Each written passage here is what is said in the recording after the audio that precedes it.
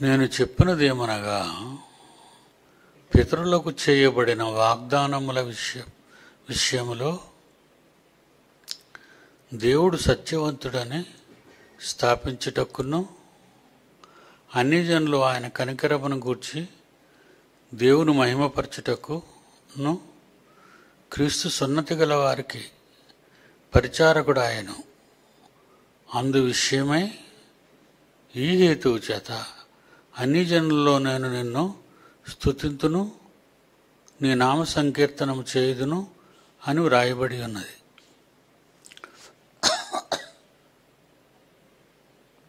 అన్ని జనులంటే బొత్తిగా అంటరాని వారిగా చూశారు ఇశ్రాయేలీలు. రోమీలు అన్యులే కదా, కానీ ఇశ్రాయేలీలు యూదులు మాత్రం అన్యులకి దేవుడు కాడు. ఎఫ్సి పత్రికలో యూదులు ఏమనుకునేవారో అక్కడ రాస్తాడు. మేము దేవుడు గలవారం, మేము వాగ్దాన నిబంధనలు గలవారం. ఎఫ్సి పత్రిక 2వ అధ్యాయం 11వ వచనం. ఎఫ్సి పత్రిక 2వ అధ్యాయం 11వ వచనం. కాబట్టి మునుపు శరీర విషయంలో అన్యులంటే మీరు అన్యులకు పుట్టారు, యూదులకు పుట్టిన వారు కారు, కనుక మీరు యూదులు కారు. రే దేవసుందర్ వచ్చాడా? Very good. మీరు అన్ని జనులకు పుట్టినవారు యూదులు కారు, మీరు అంటరానివారు, మీరు దూరస్తులు, మీకు చట్టం లేదు, బైబిల్ లేదు, వాగ్దానాలు లేవు. మరి మీకు మాకు పడదు. దాన్ని పౌలు గారు అన్ని జనులైన ఎఫ్సీలకి ఉత్తరాన్ని రాస్తూ ఎఫ్సి పత్రిక 2వ అధ్యాయం 11వ వచనంలో ఏమంటున్నాడు పౌలు? కాబట్టి మునుపు శరీర విషయంలో అన్యజనులై ఉండి శరీరమందు చేతితో చేయబడిన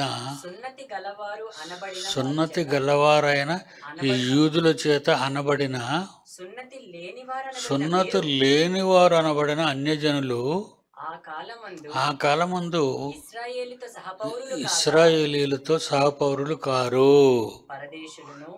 మీకు దేశం లేదు, మాకు పాలస్తీనా ఉంది, మీకు ఏ దేశం లేదు. దేవుడు మాకు వాగ్దానాలు ఇచ్చాడు, ఇదిగో పాత నిబంధన ఇచ్చాడు. మీరు పరజనులు, స్వజనులు కాదు, మాకు మీరు సొంత వాళ్ళు కారు, పరాయి వాళ్ళు. పరజనులు, మీకు నిరీక్షణ లేదు, మాకు నిరీక్షణ ఉంది. పౌలు ఎఫ్సీకి రాస్తున్నాడు. ఎఫ్సీలు అన్ని జనులు కదా, అందుకే వాళ్ళకి ఇవన్నీ తేట తెల్లంగా అర్థం కావాలని పౌలు గారు రాస్తున్నాడు. అది లోకమందు దేవుడే లేదు, దేవుడు లేడు. మీకు దేవుడు ఎవరో తెలీదు, దేవుడు ఎలా ఉంటాడో తెలీదు. దేవుడు మమ్మల్ని ఏర్పాటు చేసుకున్నాడు, మిమ్మల్ని ఏర్పాటు చేసుకోలేదు అంటే మీరు దేవుడుకు తెలియదు, మీకు దేవుడు లేడు. క్రీస్తుకు దూరస్తులు, ఎందుకంటే శరీరాన్ని బట్టి క్రీస్తు మాలో పుట్టాడు, యూదుల్లో పుట్టాడు, మాకు దేవుని కుమారుడు అని అంటారే కానీ ఎక్కువ మంది యూదులు ఒప్పుకోరు కదా, లేకపోతే ఎందుకు చంపేస్తారు యేసు ప్రభువుని? మీరు అన్యజనులై క్రీస్తుకు దూరస్తులై ఉంటారని మీరు జ్ఞాపకము చేసుకునండి. అంటే యూదులు ఎంత పట్టింపు కలిగి బతుకుతున్నారో శరీర సంబంధమైన పద్ధతులు, సెంటిమెంట్ అంటారు చూసారా, శరీర సంబంధంగా ఇంట్లో దిగా ఉంటే పాలు పొంగబెట్టుకోవాలి.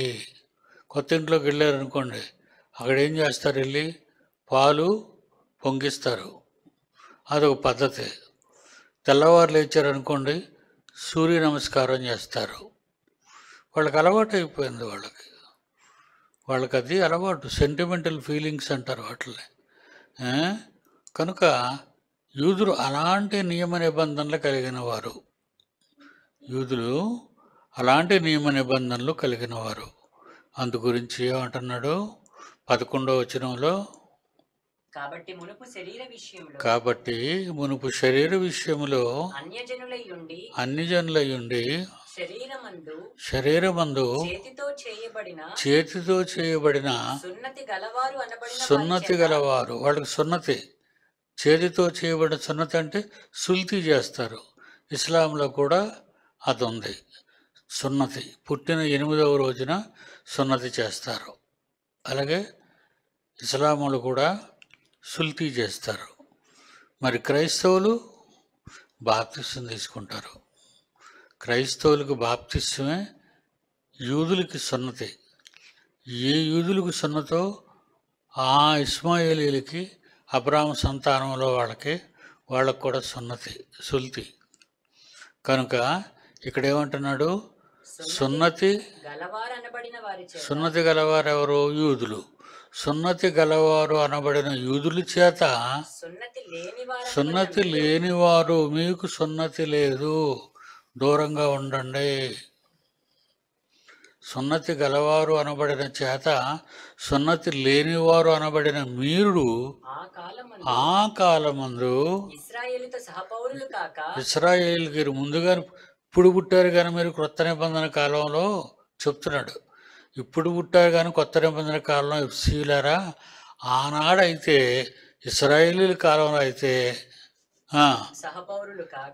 ఆ రోజు మీరు మాతో కూడా సహపౌరులు కారు, మీరు పరదేశులు, మీకు వాగ్దానాలు లేవు, నిబంధనలు లేవు. మాకు వాగ్దానాలు చేశాడు, పాలు తేనెలు ప్రవహించే దేశానికి తీసుకెళ్తాను. మాకు ఒక దేశం, మాకు ఒక చట్టం, మాకు భక్తి, మాకు పద్ధతులు, మా పద్ధతులు మాకున్నాయని ఇలాగా మాట్లాడేవారు యూదులు. పరజనులు నిరీక్షణ లేనివారు, లోకమందు దేవుడు లేనివారు, క్రీస్తుకు దూరస్తులై ఉంటిరని,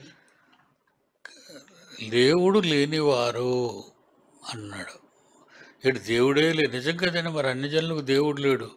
ఎందుకంటే మరి ఎఫ్సిలో మనం చూసాం, మనం గత ఆ అపోస్తుల కార్యాలు 17వ అధ్యాయంలో దేవుడు లేకపోతే బలిపీఠం కట్టి ఏథెన్స్ వాళ్ళు అపోస్తుల కార్యాలు 17వ అధ్యాయం 21వ వచనం, ఏథెన్స్ వారులారా, మీరు సమస్త విషయములలో అతి దేవతాభక్తి కలిగిన దేవతలను పూజించేవారు. అన్ని జనులు అంతే కదండి. ఇప్పటికీ కూడా మన దేశంలో అన్ని జనులు ఉన్నారు, చాలామంది ఉన్నారు అన్ని జనులు. వాళ్ళందరూ వారి దేవుళ్ళు కలిగి ఉన్నారు. కనుక అన్ని జనుల గురించి మాట్లాడుతూ అది ఎక్కడ ఏథెన్స్లో ఉన్నవారి గురించి, మీరు సమస్త విషయములలో అతి దేవతాభక్తి గలవారైనట్లు నాకు కనబడుచున్నది. నేను సంచరించుచు మీ దేవతా ప్రతిమలను నేను చూస్తున్నప్పుడు ఒక బలిపీఠము నాకు కనబడింది. దాని మీద ఏమి రాశారంటే, మీరు తెలియబడని దేవునికి ఇవి మా బలులు. వాళ్ళు ఆ బలిపీఠం దగ్గరికి వచ్చి బలులు అర్పించేవారు. తెలియబడని దేవునికి, దేవుడు లేనివారు. మరి ఇప్పుడు ఇక్కడ ఎఫ్సి పత్రికలో అన్ని జనులుగా ఉన్నటువంటి ఎఫ్సీలు ఏమంటున్నారు, ఆ కాలమందు ఇశ్రాయేలుతో మీరు సహపౌరులు కారు, పరదేశులు, వాగ్దాన నిబంధనలు లేని. అంటే వాగ్దానాలు అంటే దేవుడు చేసిన వాగ్దానాలు, ప్రవచనాలు. మీ గురించి ఏం ప్రవచనాలు లేవు, అలాగే మీ గురించి వాగ్దానాలు లేవు, నిబంధన లేదు. మాకు పాత నిబంధన ఉంది, మీకు ఏ నిబంధన లేదు. ఏమంటున్నాడు, ఇశ్రాయేలీలతో మీరు ఆ రోజు సహపౌరులు కారు, మీరు అంటరాని వారు, దూరంగా ఉన్నవాళ్ళు. పరదేశులు వాగ్దాన నిబంధన లేని పరజనులను నిరీక్షణ లేని వారును లోకమందు దేవుడు లేని వారై ఉండి క్రీస్తుకు దూరస్తులై ఉంటిరని మీరు జ్ఞాపకం చేసుకోండి. అదే మాట రోమీయులు. రోమాలో ఉన్నవాళ్ళు కూడా పరజనులే కదా, రోమీయులు, యూదులు కాదు వాళ్ళు, రోమీయులు. కనుక రోమపత్రిక 15వ అధ్యాయంలో ఏమంటున్నారు? 8-9 వచనాల నుంచి చదువుతున్నాం. నేను చెప్పినది ఏమనగా, పితరులకు చేయబడిన వాగ్దానముల దినములలో వాగ్దానముల విషయములో పితరుల కంటే ఇశ్రాయేలీయులకు చేయబడిన వాగ్దానముల విషయములో దేవుడు సత్యవంతుడని స్థాపించుటకును, అన్యజనులు ఆయన కనికరమును గూర్చి దేవుని మహిమపరచుటకు క్రీస్తు సున్నతి గలవారికి పరిచారకుడ ఆయను. సున్నతి గలవారిలోకి వచ్చాడు. సున్నతి గలవారి ద్వారా సున్నతి లేని వారిని తీసుకోవడానికి యేసుక్రీస్తు వారు త్యాగం చేశారు సిలువలో. ఆయన సిలువలో మరణించింది సున్నతి గల యూదులకు మాత్రమే కాదు. ఇది మాత్రం తప్పనిసరిగా జ్ఞాపకం చేసుకోండి. ఏది? యేసుక్రీస్తు మరణించింది సున్నతి గలవారి గురించి మాత్రమే కాదు, ఆడ గురించి మరణించాడు. ఎందుకంటే రక్షణ కార్యక్రమం సిలువలో యేసు చేసింది రక్షణ కార్యక్రమం. రక్షణ యూదులకి కావాలి, ఇశ్రాయేలీలకి కావాలి, ఇశ్రాయేలీలకి కావాలి, అన్యజనులకి కావాలి. అందుకే దాని గురించి ప్రాఫెసీ ఉంది. ఈ హేతువు చేతను అన్యజనులలో నేను నీకు, అన్యజనులలో చూడనైనా, అన్యజనులు ఆయన కనికరమును గూర్చి దేవుని మహిమపరచుటకు క్రీస్తు సున్నతి గలవారికి పరిచారకుడాయను.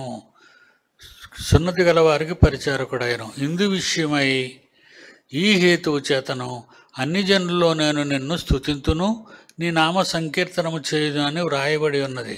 ప్రాఫెసీలో రాయబడి ఉంది. ఎక్కడ వ్రాయబడి ఉంది చూద్దాం. బైబిల్లో పాత నిబంధనలో ఎక్కడో దగ్గర అది వ్రాయబడి ఉండాలి కంపల్సరిగా. 2 సమూయేలు 22వ అధ్యాయం 51వ వచనం. 2 సమూయేలు 22వ అధ్యాయం 51వ వచనం. నీవు నియమించిన రాజునకు గొప్ప రక్షణ కలుగు చేయవాడు దావీదుకి. అభిషేకించిన దావీదుకును అతని సంతానములో వచ్చిన క్రీస్తుకును నిత్యము కనికరము చూపువాడవు. యేసుక్రీస్తు యూదా గోత్రంలోనే వచ్చాడు, అంటే దావీదు గోత్రం. కనుక ఆ గోత్రంలో కనికరం చూపడం మొదలుపెట్టాడు. దావీదును బట్టి, క్రీస్తును బట్టి. కీర్తనల గ్రంథము 18వ అధ్యాయం 50వ వచనం. కీర్తనల గ్రంథము 18వ అధ్యాయము 50వ వచనం. నీవు నియమించిన రాజునకు క్రీస్తు, నీవు నియమించిన రాజునకు గొప్ప రక్షణ కలుగజేయువాడవు. అభిషేకించిన దావీదు కూడా అతని సంతానములో ఉన్నటువంటి యూదులకు క్రీస్తుకి కూడా నిత్యము కనికరము చూపువాడవు. చూసారా? ప్రాఫెసీ అంటే అప్పటికి క్రీస్తు పుట్టలేదు. సమూయేలు కాలానికి సమూయేలే దావీదును రాజుగా అభిషేకించాడు దేవుడు చెబితే. కనుక దావీదును బట్టి, క్రీస్తును బట్టి అన్ని జనులకు రక్షణ కలుగజేశాడు. అదే ఇప్పుడు ఈ హేతువు చేతను అని రాయబడి ఉంది. ఈ హేతువు చేతను అన్యజనుల్లో నేను నిన్ను స్తుతింతును, నీ నామ సంకీర్తనము చేయుదును అని వ్రాయబడి ఉన్నది. మరియు అన్యజనులారా ఆయన ప్రజలతో సంతోషించుడి అనియు, అన్యజనులారా ఆయన ప్రజలతో సంతోషించుడి అని ప్రాఫెసీలో ఉందంటున్నాడు. ద్వితీయోపదేశకాండం 32వ అధ్యాయము 43వ వచనం. ద్వితీయోపదేశకాండం 32వ అధ్యాయము 48వ వచనం. 43 జనం అన్ని జనములారా ఆయన ప్రజలతో కూడా ఆనందించుడి. ఆయన ప్రజలు ఎవరు? ఇశ్రాయేలీలు, యూదులు. ఆయన ప్రజలు ఎవరు? యూదులు. అన్ని జనులారా ఎప్పుడు చెప్పాడు? యేసుక్రీస్తు వచ్చి పౌలు గారు వచ్చినంత వరకు అన్ని జనులు కూడా ఇందులో చేర్చబడుతున్నారు. అన్ని జనులు బైబిల్లో క్రొత్త నిబంధనలో ఎక్కడ చేర్చబడ్డారు యూదులతో పాటు? మీరు చెప్పగలరా? గత పాత పాఠం కొర్నేలు ఇంటి దగ్గర అన్ని జనులు ఎంటర్ అవుతారు. 10వ అధ్యాయం అపోస్తుల కార్యాలు 10వ అధ్యాయం అపోస్తుల కార్యములు 10వ అధ్యాయం 45వ వచనం నుండి అన్ని జనులు యూదులతో కలిసి ఇక్కడ వరకు మత్తయి, మార్కు, లూకా, యోహాను, తర్వాత అపోస్తుల కార్యాలు 5వ పుస్తకం అపోస్తుల కార్యాల్లో 10వ అధ్యాయం వచ్చినంత వరకు అన్ని జనులు యూదులతో కలిసి లేరు, ఉండకూడదు, అంటరాని వారు, అది ఉంది. కానీ కొర్నేలు ఇంటి దగ్గరికి పేతురు వచ్చేసరికి అన్ని జనులు, చాలామంది అన్ని జనులు కూర్చున్నారు. కొర్నేలు కూడా అన్యుడే కదా, రోమియుడు కదా. కొర్నేలు కూడా అన్ని జనుడే కనుక కొర్నేలి అన్యజనుడు. కొర్నేలి సంబంధించిన ఆయన ఇన్వైట్ చేసిన వారిలో కొందరు అన్యజనులు కూడా వచ్చి ఆ మీటింగ్లో కూర్చున్నారు. యూదులు కూడా మీటింగ్లో కూర్చున్నారు. అప్పుడు పేతురు గారు ఏమంటున్నారో చూడండి. పేతురు ఈ మాటలు ఇంకా చెప్పుచుండగా కూడికలో, ఆ సభలో, ఆ మీటింగులో అతని బోధ విన్న వారందరి మీదకి పరిశుద్ధాత్మ దిగను. సున్నతి పొందిన వారిలో సున్నతి ఎవరు పొందుతారు? యూదులు, ఇశ్రాయేలీలు. సున్నతి పొందిన వారిలో పేతురుతో కూడా వచ్చిన విశ్వాసులందరూ, యూదుల్లో విశ్వాసులు పరిశుద్ధాత్మ వరం అన్యజనుల మీద సైతము పెంతెకొస్తు పండుగ దినము యూదుల మీదకి మేడగదిలోకి వచ్చిన పరిశుద్ధాత్మ దేవుడు. అపోస్తుల కార్యం 2వ అధ్యాయం నుంచి బాప్తీసాలు పొందుతుంటే అందరూ పరిశుద్ధాత్మ వరమును పొందారని మనం చదువుకున్నాం. అందరూ యూదులు అందరూ పరిశుద్ధాత్మ వరమును పొందారు. మీరు ఎలాగైతే పరిశుద్ధాత్మను పొందారో అలాగే అన్ని జనుల మీద కూడా పరిశుద్ధాత్మ వచ్చింది. ఇప్పుడు చదవండి ఆ మాట మరలా.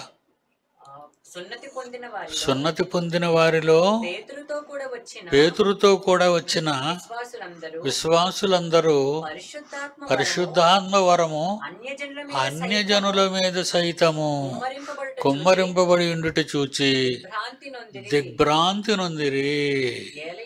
ఏలయనగా వారు భాషలతో వాళ్ళు మాట్లాడేస్తున్నారు, దేవుని గనపరుస్తున్నారు. ఇక ఏమంటున్నాడు అప్పుడు పేతురు? అందుకు పేతురు అంటున్నాడు, మనవలే పరిశుద్ధాత్మను పొందారు వాళ్ళు, మనలాగే పరిశుద్ధాత్మ పొందారు.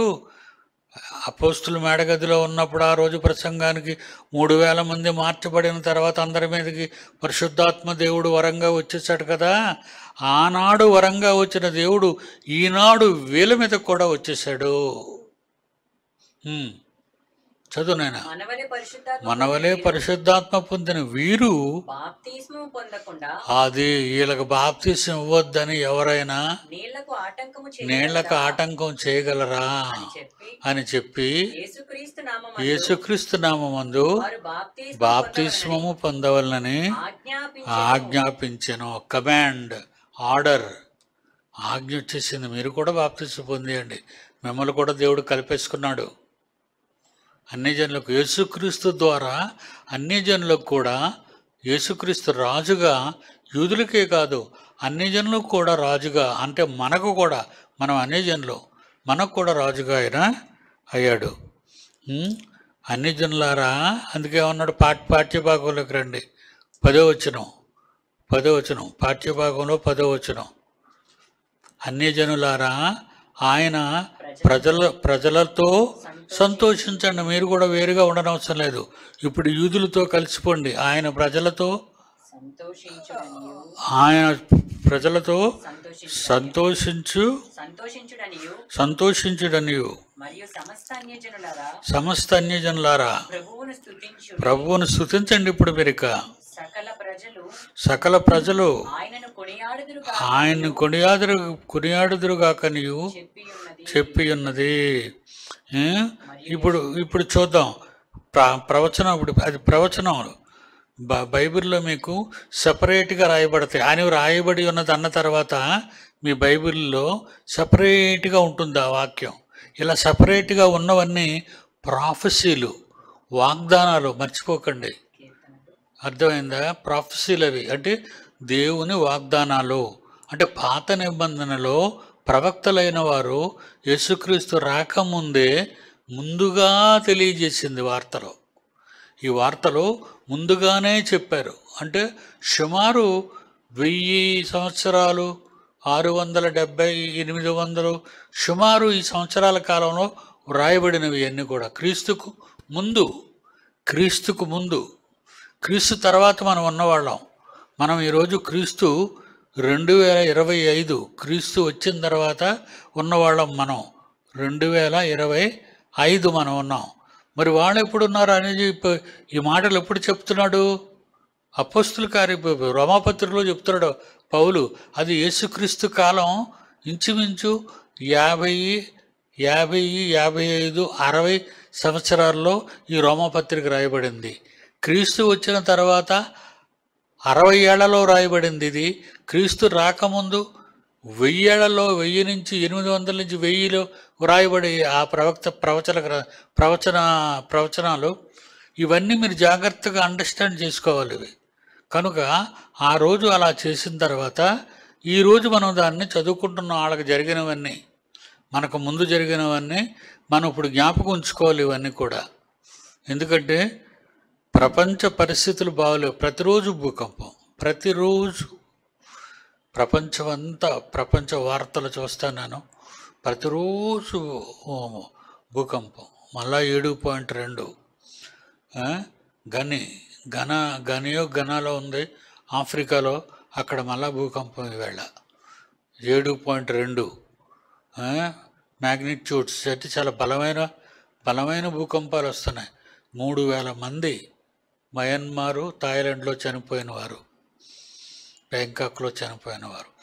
ఆకాశ హర్మియానాలు 32, 34, 35 అంతస్తుల భవనాలన్నీ కూడా పేకమేడల్లా కూలిపోయి, ఆ కూలిపోయిన స్లాబ్ల కింద, ఆ దూలాల కింద మనుషులు పడి కుళ్ళిపోయి వాసన భరించలేకుండా ఉన్నారు. నేను మన భూకంపాల గురించి చెప్తుంటే ఏమంటే మనది ఇలాగే ఉండి చుట్టూ ఉన్నవన్నీ కూలిపోవాలంది. తప్పు. ఎప్పుడా మాట అనుకో. చుట్టూ ఉన్నో కూలిపోతే నువ్వు ఇందులో ఉండగలవా? కంపు భరించలేవు. శవాల్లో ఆ శిథిలాల కింద శవాలు ఉంటాయి, కుళ్ళిపోయి పురుగులు పట్టేస్తుంటాయి. ఎప్పటికీ ఏటి ఇసుక నువ్వు ఇలా పక్కకు జేసీబీని పెట్టి లాగేయటానికి భయంకరమైన ఐరన్ రాడ్లతో కట్టబడిన స్ట్రక్చర్స్ అవన్నీ, పెద్ద పెద్ద బిల్డింగ్స్ అవన్నీ ముక్కలు అయిపోయి పడున్నాయి. అవన్నీ అంటే పెద్ద పెద్ద క్రేన్లు రావాలి, జేసీబీలు రావాలి, అవి ఎత్తాలి. మళ్ళీ వైర్లు కట్ చేయడానికి కట్టర్స్ ఉండాలి. ఎందుకంటే ఇప్పుడు మన భీము కింద మన స్లాబ్లో అంతా పెద్ద పెద్ద రాడ్లు, బలమైన రాడ్లు, స్టీల్ ప్లాంట్ రాడ్లు వేసాం. మరి ఇవన్నీ తీయడం అంటే కసవ తుడుచుకున్నట్టు తుడిచేస్తూ వచ్చేది కాదు. ఇది కట్టర్లతో కట్ చేయాలి, జేసీబీలతో పైకి ఎత్తాలి, క్రేన్లతో బరువైనవి దూరంగా లోపల ఉన్న వాళ్ళు బయటకు లాగాలి. కనుక భయంకరమైన తుఫాన్లు, అలాగే భూకంపాలు. నిన్న హైదరాబాద్ అంతా భయంకరమైన వర్షం. మనకి ఇక్కడేం వర్షం లేదు. హైదరాబాద్ అంతా భయంకరమైన వర్షం. దేవుని పిల్లలారా, రోజులు బాగులేవు. ఈ విషయాన్ని నేను ఎందుకు చెప్తున్నానంటే రోజులు బాగులేవు. నేను, నా ఇల్లు, నా పిల్లలు, నా వాళ్ళు అని మనం అనుకుని తిరిగే టైం కాదు ఇది. కనబడిన ప్రతి ఒక్కరికి దేవుని మాటలు, 2 మాటలు చెప్పడానికి ప్రయత్నం చేయండి. నీ పొరుగున ఉన్నవారు కావచ్చు, నీ పక్కన ఉన్నవారు కావచ్చు, నీ స్నేహితులు కావచ్చు, నీ బంధువులు కావచ్చు, నీ అమ్మ నాయనలు కావచ్చు, ఎవరైనా సరే దేవుని ఎరుగని వారు నీ సొంత వారు ఉంటే ముందు వాళ్ళకి చెప్పడానికి ప్రయత్నం చేయి. ఎందుకంటే వాళ్ళు నీ వాళ్ళు కనుక నీ మాట వింటారు. పరాయి వాడు అంటే కొంచెం తేడా కదా, కొంచెం ఆలోచించి చేయాలి. కనుక రోజులు బాగులేవు. ఆ దినము సమీపించటం మీరు చూచిన కొలది మరి ఎక్కువగా కూడుకోవడాలు, అందరికీ చెప్పడాలు ఇవన్నీ చేయాలి. మీరు ప్రేమ చూపడానికి, సత్కార్యములు చేయుటకు ఒకరినొకడు పురికొల్పవలనని ఆలోచించము. హెబ్రీ 10:24 ఉంటుంది అది. కనుక దేవుని పిల్లలారా, ఈ వాక్యములో అన్ని జనులారా ఆయన ప్రజలతో సంతోషించుడనియు, ఆయన ప్రజలతో మీరేం చేయాలి? సంతోషించాలి. ద్వితీయోపదేశకాండం 32:43 చదివిస్తామా? ఒకసారి మళ్ళీ చదువునైనా. ద్వితీయోపదేశకాండం 32:43 జనములారా ఆయన ప్రజలతో కూడా ఆనందించండి. కలిసిపోయాం ఇప్పుడు మనం అన్ని జనులతో. మనం కూడా అన్ని జనులుగా ఉన్న మనం కూడా దేవుని సొంత ప్రజలైన యూదులతో కలిసిపోయాం. కనుక ఇప్పుడు యూదులైనా అన్ని జనులైనా దేవుడు కావాలి అనుకునేవాళ్ళు బాప్తిసం పొందాలి. యూదుడు బాప్తిసం పొందాలి, అన్ని జనులు బాప్తిసం పొందాలి. అది ఎక్కడన్నాడు? నువ్వు బాప్తిసం పొందాలి, తను బాప్తిసం పొందాలని. రోమపత్రిక 10వ అధ్యాయం అపోస్తల కార్యాల్లో ఉందా? కొర్నేలు ఇంటి దగ్గర అయిపోయింది కదా. అక్కడ అన్ని జనులు బాప్తిసం పొందారు కదా. ఓకే, అలా చదివిస్తారు కదా. That's all. ఇప్పుడు ఏమంటున్నాడంటే 11వ వచనం, అన్యజనులారా ప్రభువును స్తుతించుడి. ఇది మన ప్రాఫెసీ. ఇది కూడా క్రీస్తుకు ముందు అని అర్థం. ఈ సెపరేట్గా లైన్లు ఉంటాయే, ఇవి క్రీస్తుకు ముందు రాయబడినవి అవి. అందుకవి సెపరేట్గా బైబిల్ సొసైటీ వాళ్ళు ఆ వాగ్దానాలను సెపరేట్గా పెట్టారు. వెరీ గుడ్, థ్యాంక్ గాడ్ ఆ విషయంలో వాళ్ళకి. సకలమైన అన్యజనులారా ప్రభువును స్తుతించుడి, సకల ప్రజలు ఆయన్ని కొన్ని. కీర్తనల గ్రంథము 117వ అధ్యాయం 2వ వచనం. కీర్తనల గ్రంథము 117వ అధ్యాయము 2వ వచనం. సమస్త అన్యజనులారా యెహోవాను స్తుతించుడి, సర్వజనములారా ఆయనను కొనియాడుడి, యెహోవాను స్తుతించుడి. చూసారా ఎంత గొప్ప మాటో. క్రీస్తు పుట్టక ముందు దావీదు రాయిస్తాడు. క్రీస్తు పుట్టక ముందు దావీదు 1000 సంవత్సరాల్లో కదా ఉన్నాడు. క్రీస్తు కంటే ముందు 1000 ఏళ్ళు, ఆయన 1000 ఏళ్లలో ఉన్నాడు. ఆయన వచ్చి వెళ్ళి 1000 ఏళ్ళ తర్వాత క్రీస్తు పుట్టాడు భూమి మీద. కనుక ఇక్కడ ఏమంటున్నాడు? మీరు ఏదైతే రోమాపత్రికలో చదువుకున్నారో, అన్యజనులారా ఆయన ప్రజలతో సంతోషించుడి అనియు, మరియు సకలమైన అన్యజనులారా ప్రభువును స్తుతించుడి, సకల ప్రజలు ఆయన్ని కొనియాడుదురుగాక అనియు చెప్పి ఉన్నది అంటున్నాడు. అనియు చెప్పి ఉన్నది. ఒకటి కీర్తనలో చెప్పాడు. ఏమని? కీర్తనలో ఏం చెప్పాడు? 117:2లో సమస్త అన్యజనులారా యెహోవాను స్తుతించుడి, సర్వజనములారా. ఇక్కడ మీరు చదువుతున్న రోమాపత్రికలో ఉన్నాయి ఆ మాటలు. చూడండి, రోమాపత్రికలో ఉన్న మాటలు ఎక్కడో ఉన్నటువంటి కీర్తనల గ్రంథంలోనే మాటలు మనం చదువుతున్నాం. Very good. మళ్ళీ కిందనేమంటున్నాడు? 12వ వచనం. మరియు యెషయా ఇలాగ చెప్పుచున్నాడు. యెషయా ప్రవక్త ఎప్పుడు వచ్చాడు? క్రీస్తుకు ముందా, క్రీస్తు తర్వాత? క్రీస్తుకు ముందు వచ్చాడు ఆయన. ప్రవక్త కదా, క్రీస్తుకు ముందు వచ్చాడు ఆయన. యెషయా ప్రవక్త వచ్చేమంటున్నాడు? అదే రాశారు ఇక్కడ. ఏడిదది? 12వ వచనం. యెషయాలో నుండి వేరు చిగురు, అనగా వేరన్నా చిగురన్నా, అంటే వేరంటే భూమి లోపల ఉండేది, చిగురు అంటే చెట్టు పైన ఉండేది అంటున్నాడు. యెషయా ఎవరు? యెషయా ఎవరంటే దావీదు తండ్రి గారు. యెషయా ఎవరు? దావీదు తండ్రి గారు. యెషయాలో నుండి వేరు చిగురు.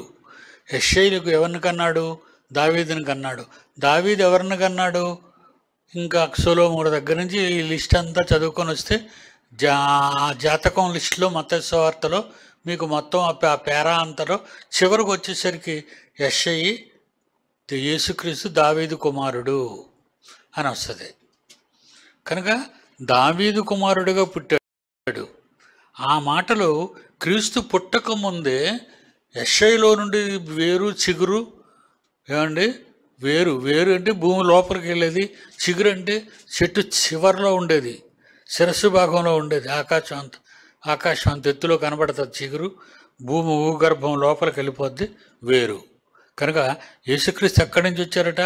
యెషయిలో నుండి వేరు చిగురు అనగా అన్ని జనులను ఏలుటకు పుట్టువాడు వచ్చును.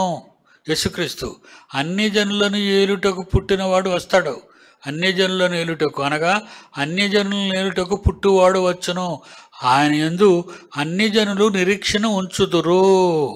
ఆయన యందు అన్ని జనులు నిరీక్షణ ఉంచుదురు. అంటే ఈరోజు మనం అన్నమాట వేరు చిగురులో నుంచి వచ్చాం, యేసుక్రీస్తుని నమ్మాం. ఆ వేరు చిగురులో నుంచి వచ్చిన యేసుక్రీస్తుని నమ్మాం కనుక మనం ఆ వృక్షంలోకి వెళ్ళిపోతాం. ఆ వృక్షంలోనికి వెళ్ళిపోతాం. ఎందుకంటే ముందు వేరు పుడుతుంది, వేరు తర్వాత మొక్క మొలుస్తుంది, మొక్క మొదలవుతుంది. మొక్క మొదలవగానే భూమిలోకి వేర్లు తన్నేస్తుంటాయి, చాలా చాలా దూరం వేర్లు వెళ్ళిపోతుంటాయి, ఆకాశంలోకి చిగురు వెళ్ళిపోతుంటుంది. అందులోకి అన్ని జనులు, యూదులు ఎలాగా అందులో ఉన్నారు కనుక మనం కూడా అందులోకి వెళ్ళిపోయాము. మరి ప్రాఫెసీ మరి ఉందో లేదో ఒకసారి మనం బైబిల్లో చూద్దామా? యెషయా గ్రంథం 10వ అధ్యాయం 10వ వచనం. యెషయా గ్రంథం 10వ అధ్యాయం 10వ వచనం.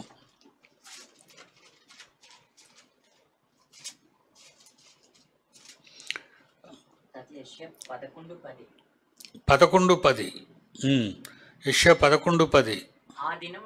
ఆ దినమున ప్రజలకు ధ్వజముగా నిలుచుచుండు యెషయి వేరు చిగురునొద్ద. యెషయి వేరు చిగురునొద్ద. వేరు చిగురు, వేరు ఆయన, చిగురు ఆయన. వేరు యేసుక్రీస్తే, చిగురు యేసుక్రీస్తే. యెషయి వేరు చిగురునొద్ద అన్ని జనులందరికీ విచారణ జరుగుతుంది. ఈరోజు అదే నేను మీకు ఇప్పుడు విచారణ చేశాను.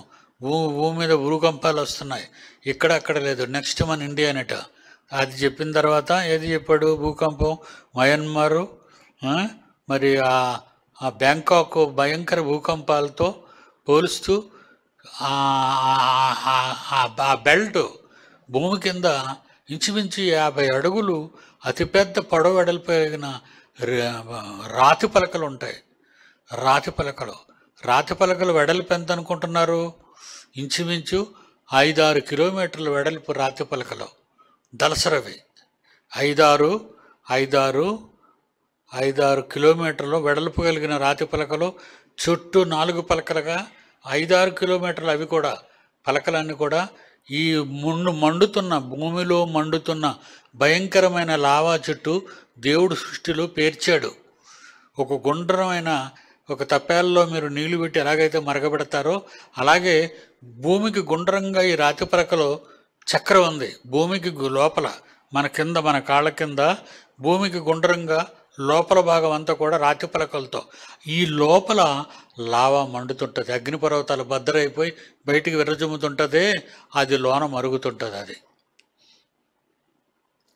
అదట ఆ రాతి పలక, మన రాతి పలక. అది మనకి ఇండియాలో ఉత్తర భాగానికి కాఠ్మండు, మరి అలాగే పైన నేపాల్, ఆ పరిసర ప్రాంతాల నుంచి అలాగా బంగ్లాదేశ్, అక్కడి నుంచి అలాగా మయన్మార్, అలా థాయిలాండ్, ఈ ఈశాన్య భూభాగాలు అంటారు వీటిని. వీటిలన్నిటి కింద ఒకటే మన ఇండియాకి కలిపి ఒకే రేకు, ఒకే షీటు 50 కిలోమీటర్ల పొడవు వెడల్పు కలిగిన ఒకే షీట్ ఉంది. ఆ షీట్ ఇప్పుడు కదులుతుంది.